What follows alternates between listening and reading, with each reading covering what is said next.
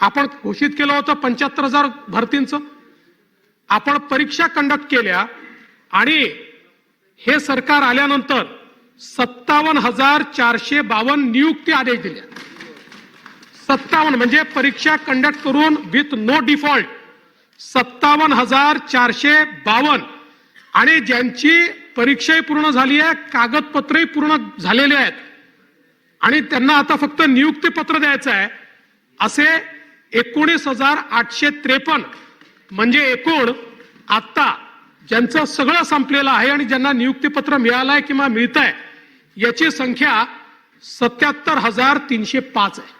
म्हणजे 75,000 नोकर भरती आपण घोषित केली, कुठल्याही घोटाळ्याविना घपल्याविना या ठिकाणी 77,305 लोकांना राज्य सरकारने नोकरी दिलेली आहे.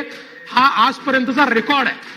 आणि एवढंच नाही तर आता अजून जी काही परीक्षेची कारवाई सुरू आहे ती 31,201 अशा प्रकारची आता त्या ठिकाणी कारवाई सुरू आहे.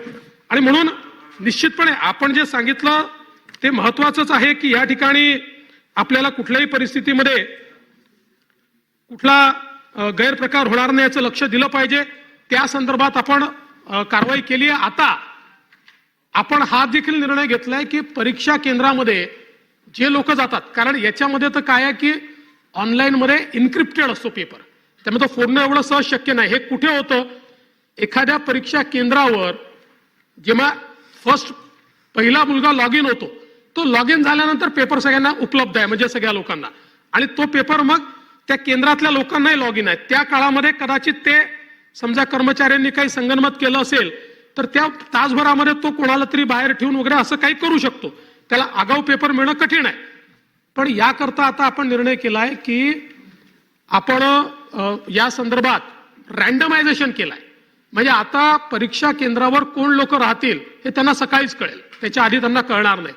दुसरं, जसं आपण इलेक्शनमध्ये त्या ठिकाणी ऑब्झर्व्हर ठेवतो तसं उपजिल्हाधिकारी लेवलचे अधिकारी हे सगळ्या परीक्षांना त्या ठिकाणी ऑब्झर्व्हर म्हणून आपण पाठवतो की त्यांनी जाऊन त्याचं ऑब्झर्वेशन हे केलं पाहिजे.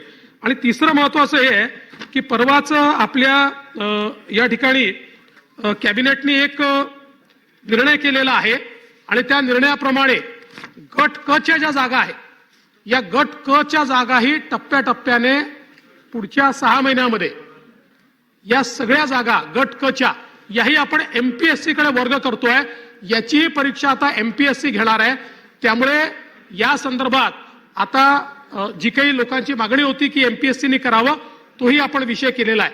त्याला 6-8 महिने याकरता म्हटलेलं आहे, कारण एमपीएससीला बरीच तयारी त्याकरता करावी लागणार आहे. पण एमपीएससीने हे मान्य केलं आहे, त्यांनी पत्र दिलेलं आहे की आम्ही हे करायला तयार आहोत आणि त्यानुसार राज्य सरकारने त्या संदर्भातला निर्णय घेतलेला आहे. तर मित्रांनो, आपण या ठिकाणी पाहिलेलं असेल जे महाराष्ट्राचं विधिमंडळाचं मित्रांनो पावसाळी अधिवेशन चालू आहे, त्याच्यामध्ये गट क मधील तुमच्या सरळ सेवेच्या ज्या पण पदभरती आहेत, जसं की आरोग्य भरती असेल, जिल्हा परिषद असेल, वन विभाग असेल, तलाठी असेल, ही सर्व पदं जी आहेत गट क मध्ये येतात. इतर पदंही गट क मध्ये येतात. फक्त गट ड ची पदं सोडून गट क ची पदं जी आहेत आता एमपीएससी मार्फत भरली जाणार आहेत. त्याच्यासाठी मित्रांनो जवळपास 6 महिन्याचा कालावधी लागेल असं सांगण्यात आलेलं आहे. म्हणजे एमपीएससीला जी तयारी करायची आहे ही पदं भरण्यासाठी त्याच्याबद्दल.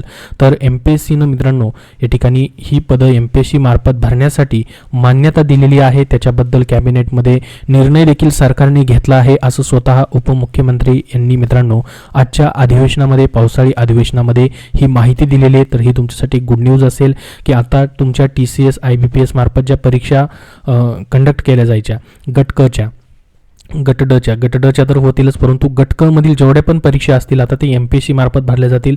लगेच मित्रांनो या ठिकाणी एमपीएससी मार्फत नाही, परंतु त्याला थोडासा वेळ लागू शकतो. स्वतः त्यांनी सांगितलेले की 6 महिन्याचा तरी वेळ लागेल ती पुढची प्रोसेस करण्यासाठी, एमपीएससीला त्याच्याबद्दलची तयारी करण्यासाठी.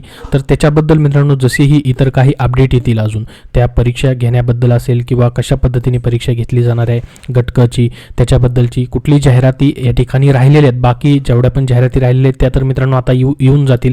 पद भरण्यासंदर्भात ह्या 6 महिन्यामध्ये. परंतु पुढची तयारी जशी MPSCची होईल परीक्षा घेण्यासंदर्भात, तशा मित्रांनो पुढच्या ज्या येणाऱ्या परीक्षा असतील मग त्या MPSC मार्फत या ठिकाणी होऊ शकतात. त्याच्याबद्दल जसं काही शासन निर्णय येईल किंवा अपडेट येईल त्याबद्दलचं तशी तुमच्यापर्यंत नक्की माहिती शेअर केली जाईल. या व्हिडिओमध्ये एवढीच महत्त्वाची माहिती तुम्हाला द्यायची होती. तर जास्तीत जास्त मित्रांनो या व्हिडिओला लाईक करा, शेअर करा आणि पुढील येणाऱ्या सर्व अपडेट पाहण्यासाठी आपल्या चॅनलला सबस्क्राईब करून ठेवा. धन्यवाद.